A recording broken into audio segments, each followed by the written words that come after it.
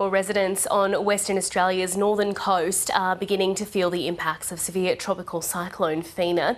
A cyclone emergency warning has been issued for residents between Cambridge Gulf to the north of Faraway Bay. The system has maintained its Category 4 intensity over the Timor Sea, with the core of the system expected to cross the coast in the late afternoon or evening. Residents on the northeast Kimberley coast should prepare for damaging winds and heavy rainfall.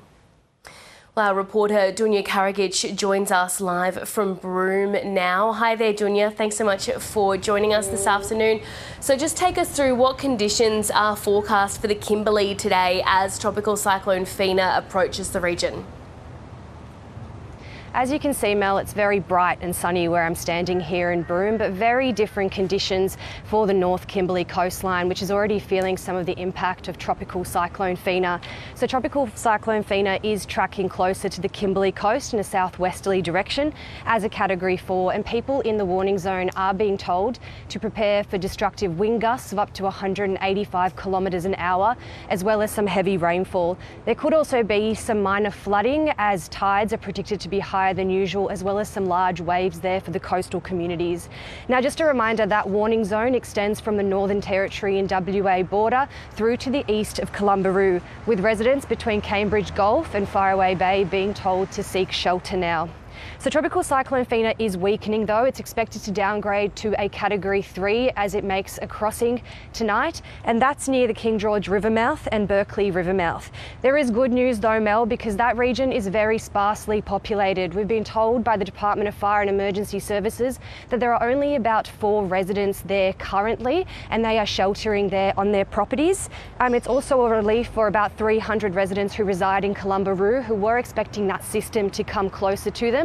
We've been told by the Bureau of Meteorology that those residents might be feeling some wind and rainfall as that system approaches them tomorrow, but it will be a tropical low by that point. And just as I mentioned earlier, residents in that warning zone are expected to feel some destructive wind gusts. Here's a bit of what the Bureau of Meteorology had to say earlier.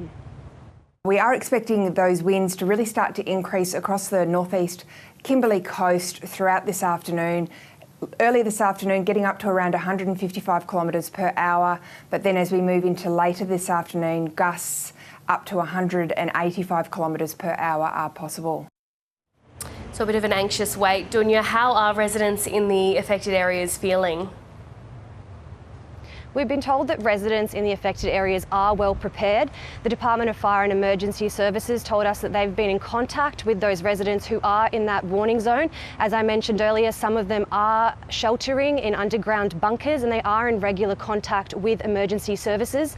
We also know that over the weekend, the Department of Fire and Emergency Services also sent additional resources, including staff and equipment, to the community of Columbaroo. There were some residents who were a bit anxious there over the weekend, but there have been regular community meetings being held there, as well as stakeholder meetings between emergency services, police, as well as education department and health services over there to reassure residents. So we've been told that people are as ready as they can be, Mel. Yeah, absolutely, no doubt. A lot of preparation happening at the moment. So what is it exactly that emergency services are urging people to do?